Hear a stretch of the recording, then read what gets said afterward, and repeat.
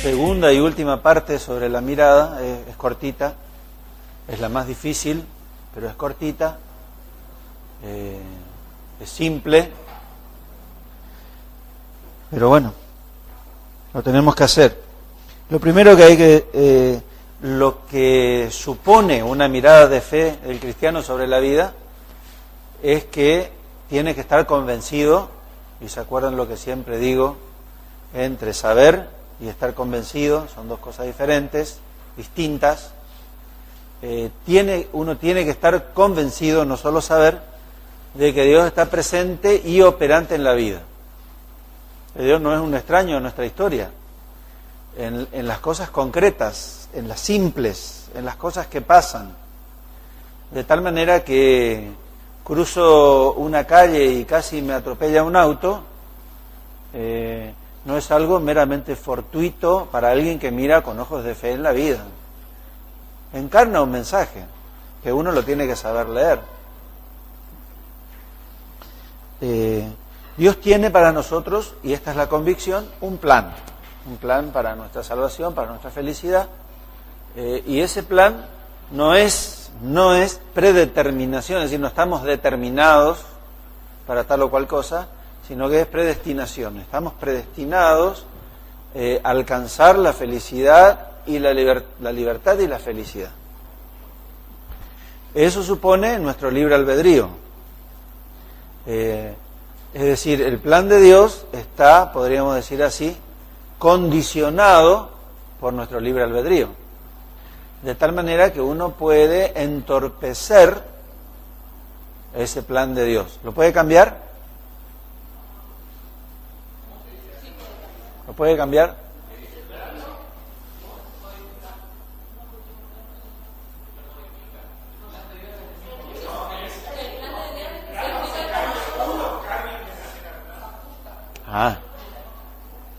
Ahí puede ser. El plan no cambia. Dios no puede ser incoherente consigo mismo. Si tiene un plan de libertad y de felicidad para nosotros, nosotros con nuestro libre albedrío, aunque salgamos de ese plan, Él es infinita y absolutamente creativo como para, como dice el GPS, ¿no? Recalculando. Cuando no le hacemos caso al GPS, cuando nos dice vaya por tal calle, dobla a la izquierda y doblamos a la derecha, entonces el GPS dice recalculando, ¿no es cierto? Retoma y trata de encaminarnos de vuelta por donde debería ser. Bueno, lo mismo hace Dios, y mucho más.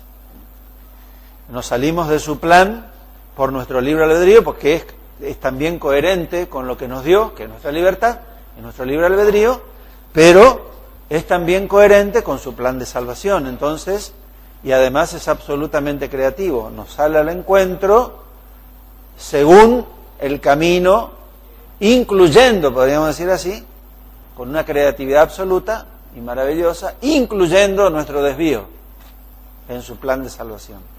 O sea que, a pesar y a través de nuestro libre albedrío, Dios no renuncia jamás a su plan de salvación sobre nosotros. Podemos negarlo, sí, podemos negarlo, y hasta el último aliento podríamos negarlo, sí. Nos perdemos ese plan, pero el plan sigue siendo el mismo. ¿Quedó claro esto, no? Esa realidad está en nuestra historia. Aunque Dios no funciona como funciona el mundo. El mundo funciona con registros de poder, con la ley de la jungla. El más grande se come al más chico, ¿no es cierto? Dios no funciona así.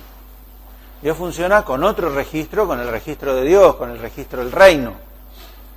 El registro de Dios y el registro del reino no es el ejercicio autoritario, impositivo, manipulador del poder. Es el ejercicio de la autoridad y del poder a través del camino del servicio. Gracias. Por eso muchas veces nosotros no entendemos cómo Dios está presente en la historia. No lo podemos captar porque tenemos un registro de lectura y de mirada sobre la realidad y sobre la historia que no es a través de la cual Dios funciona. Queremos imponerle una mirada, o resaltamos con nuestra mirada, queremos imponerle, perdón, a Dios, que funcione como nosotros miramos. Y la mirada de la fe es justamente todo lo contrario a esto. Es receptiva, abierta y humilde. No quiere cambiar, no impone no impone el subjetivismo sobre la historia, no impone la propia mirada, al contrario, renuncia, se niega a sí mismo en su propia mirada, se vacía o trata de vaciarse para poder ver aquello que no se ve a ojos humanos, a los ojos humanos. Por eso, cuando hablamos de la mirada de la fe, tenemos que hablar de una apertura concreta a lo espiritual y al misterio. ¿Por qué? Porque ahí es donde Dios funciona.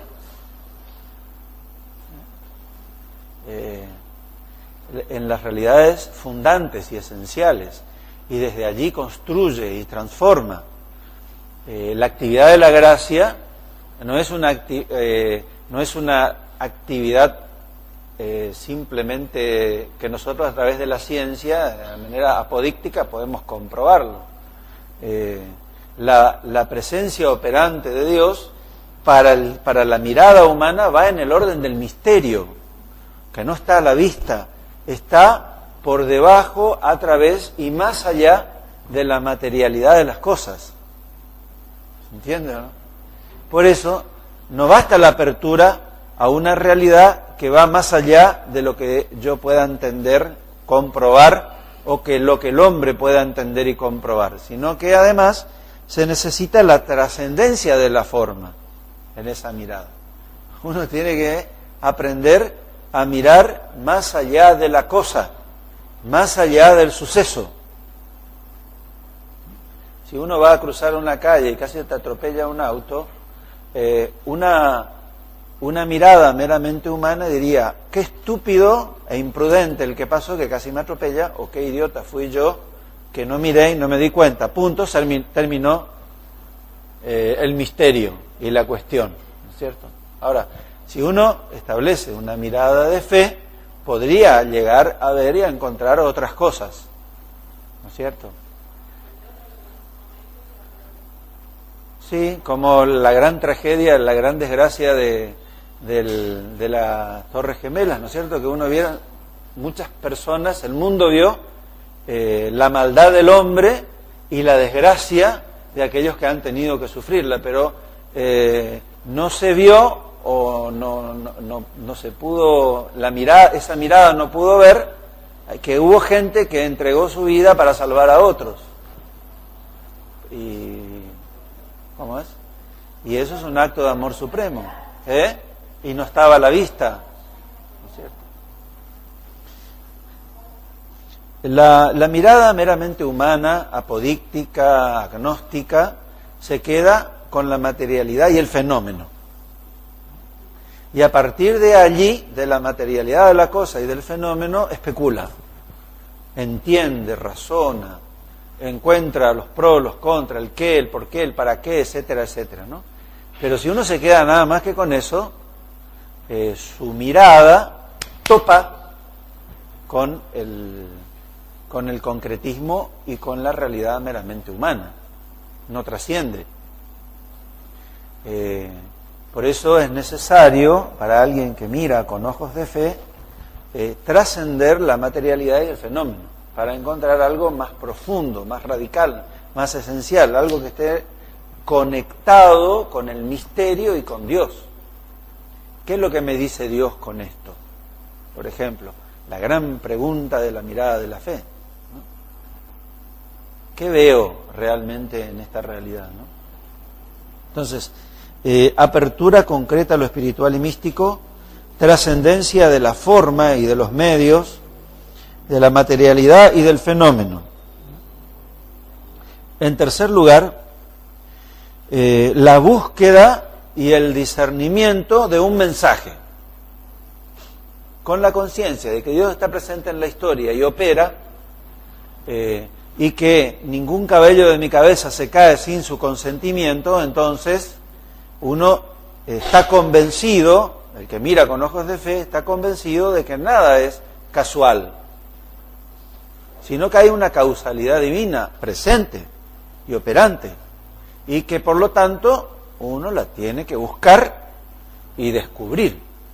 Para buscar y descubrir es necesario, como Dios no funciona como el mundo, entonces es necesario limpiar la maleza, discernir, depurar de todas aquellas realidades que entorpecen la percepción de ese mensaje que está presente en cada acontecimiento. ¿Se entiende o no? Por eso es tan importante buscar y discernir. ¿Para qué? Para encontrarse con el meollo, con la esencia, con el mensaje que está presente, y está presente, y es más real que cualquier realidad. ¿Por qué? ¿Qué es lo realmente real? ¿Lo permanente o lo transitorio? Lo permanente que está ligado a lo eterno que está ligado a Dios. Nada es más real que eso, porque todo lo demás pasa. Y nada más absoluta que esa realidad. Entonces, si Dios opera en una historia, en la historia humana, dejándonos un mensaje, ¿no es cierto? Ese mensaje tiene carácter de realidad con mayúsculas. ¿Por qué? Porque es esencial, porque es permanente, porque está ligado a Dios. Y solamente los ojos de la fe lo pueden percibir. Esa es la realidad. Para que los ojos de la fe lo puedan percibir, es necesario ponerse a sí mismo a un costado, en el sentido de protagonismo. Yo soy el que veo, yo soy el que interpreto, es mi inteligencia. Es decir, todas esas prioridades puestas en primer plano, no.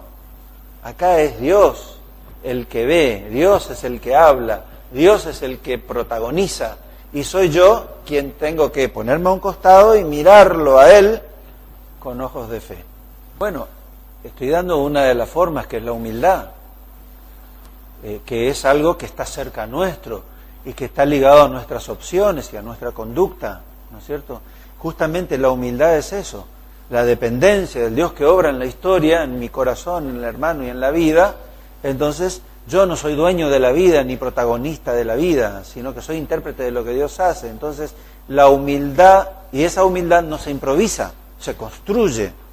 Entonces, ¿qué parte tengo yo? Bueno, construir la humildad para que en mí esté esa actitud de apertura a algo más grande que lo que yo pueda ver, mirar o entender. Es un proceso, pero es un proceso de construcción de la humildad en tu persona para que vos desemboques en una mirada que te permita acceder más allá de vos mismo.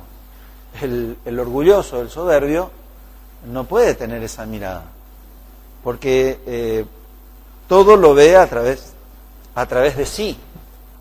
El punto referencial y prioritario es el mismo. Claro, si Dios es coherente a sí mismo con nuestro libre albedrío, Él espera que nuestro sí sea voluntario y querido. Aunque a veces la pedagogía divina nos acompaña a la superación de la obstrucción de nuestro libre albedrío, de nuestras esclavitudes. Y a veces Dios zarandea para purificar.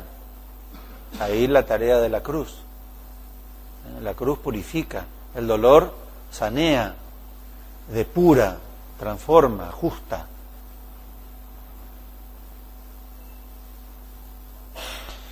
En cuarto lugar, de esta mirada de la fe, no basta buscar y discernir el mensaje de Dios. Cuando lo descubro y lo veo, entonces ahí viene el gran desafío. ¿Qué le pasó al buen samaritano en la parábola del samaritano? Pasó el sacerdote y el levita, vieron al hombre caído, lo miraron, pero no lo vieron. Vieron otras cosas. Por ejemplo, no tengo tiempo, me molesta, no es el momento, estoy en otra cosa. Hicieron un rodeo y siguieron su camino. El samaritano miró y vio algo particular, específico. Su mirada tenía una característica particular.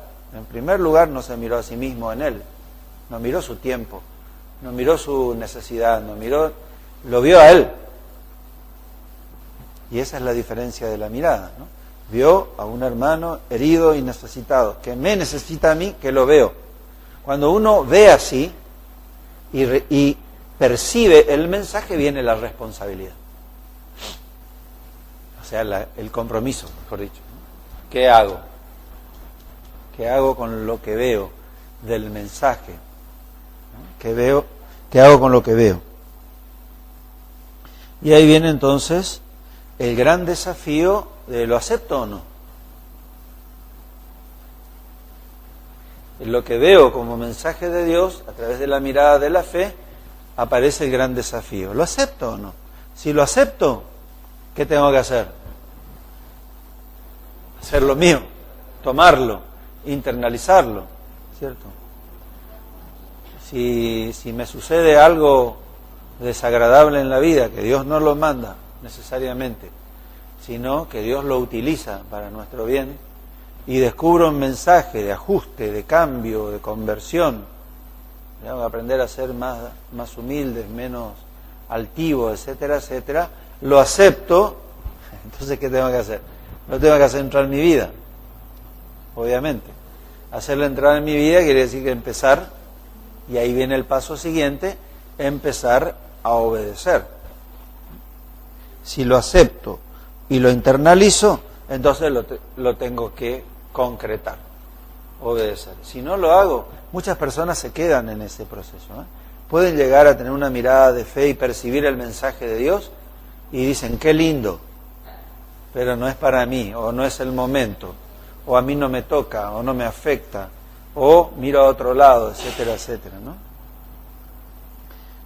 El buen samaritano miró, vio, aceptó, lo dejó entrar y se obedeció, se hizo cargo, levantó a su hermano enfermo.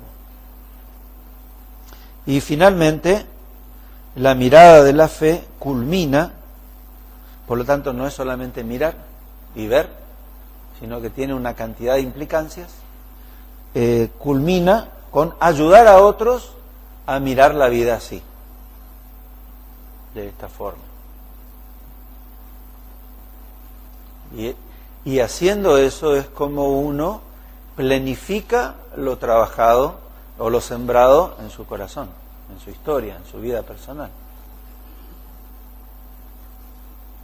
Entonces, apertura concreta a lo espiritual y místico, trascendencia de la forma y de los medios, de la materialidad y de la fenomenología de la cosa, una búsqueda y un discernimiento para desentrañar el meollo esencial del mensaje de Dios. Visto ese mensaje, el desafío de la aceptación y el compromiso, hacerlo mío, la internalización, y después la concreción y la obediencia. Esa realidad aterrizada en mi propia vida tiene que salir de vuelta hacia los demás, porque es así como se multiplica. Y ahí viene ayudar a otros a mirar la vida de esta forma. La mirada de la fe no es excluyente, es decir, no excluye otras miradas. La mirada de la ciencia, la mirada humana, etcétera, etcétera. Es siempre incluyente, nunca es excluyente. De tal manera que si uno tiene una mirada de fe sobre la vida excluyente, entró en un espiritualismo, que se da también, descocado e infantil, irracional. ¿Se entiende, no? ¿Alguna pregunta, queja, duda, murmuración? ¿Cómo haces para unir? ¿Cómo haces para unir la mirada o para que sea un complemento o para cómo causar un centro, por ejemplo, profesional que trabajas con las personas y la mirada de fe con la mirada de la ciencia? Para mí es un proceso, como decía ella, un proceso en lo cual primero es lo primero, Primero lo primero significa lo real con mayúsculas, lo esencial y lo permanente que está relacionado íntima y directamente con Dios, que es el mensaje, es lo primero que uno tiene que percibir e internalizar y hacer lo propio. Y desde allí, y no al revés, se puede dar al revés, pero desde allí y no al revés, uno integra las otras miradas. Si uno no lo hace así, es como con el amor. Si uno no tiene a Dios en el centro de su amor y desde allí ama a todos y a todas las cosas, si eso no pasa, entonces uno termina amando a todas las cosas y a las personas de la misma forma o con una misma intensidad, y su amor se desmembra y se desordena. Lo mismo con la mirada. Entonces, esta mirada en lo esencial, en lo real, en lo permanente, en lo referido a Dios, hace que las otras miradas sean mucho más integradoras y no polarizadas y contrapuestas. Es decir, uno tenga mejor capacidad de integrar las miradas de la ciencia u otras miradas sobre la realidad, que nunca son autónomas, sino siempre son referenciales, relacionadas, interaccionadas. Pero si uno no tiene esa mirada, entonces fácilmente se polariza en una escuela. Yo soy del psicoanálisis, entonces interpreto la conducta y las actitudes y los trasfondos de la persona en función del enfoque psicoanalista. Entonces aparece una otra mirada, no sé, la de la logoterapia, y no es compatible. Se vuelve contraproducente, ¿no? ¿Por qué? Porque uno absolutiza una mirada que no es absoluta, es relativa. Lo único absoluto es esa mirada de la presencia real de Dios en la historia, y que desde allí te permite integrar mejor las otras miradas. Al menos te abre, te da más libertad intelectual y volitiva, como para poder y tener más espacio como para poder integrar otras miradas. La otra, en cambio, te vuelve un poco más obtuso, aunque seas un genio, pero te vuelve más obtuso para poder integrar lo diferente, lo distinto, etcétera, etcétera. Integrar significa integrar, no hacer el fantochi de que integro, ¿no? Porque hay gente que hace la parodia de integrar otras cosas, pero no integra una goma. De verdad no integra. Hace que integra. Como el efecto embudo, ¿no? A partir de ese punto uno puede abrir la pluriformidad de la realidad y de la vida, pero a partir de ese punto. Pero eso no por la capacidad humana, sino porque justamente uno encuentra el punto de contacto con aquel que es absoluto, absolutamente simple y absolutamente complejo. Entonces, si estás conectado con el absoluto, entonces es más fácil integrarlo todo. Los místicos podían hacerlo sin ser grandes científicos, ¿no? Aunque eran gente muy simple, pero lo podían hacer. Su comunión con el cosmos y con el universo era inexplicable para muchos científicos, ¿no? De la ciencia y de la psicología, quizás. ¿Pero por qué? Porque tenían justamente este contacto con lo esencial, lo real con mayúsculas. ¿Algo más? Nos vemos.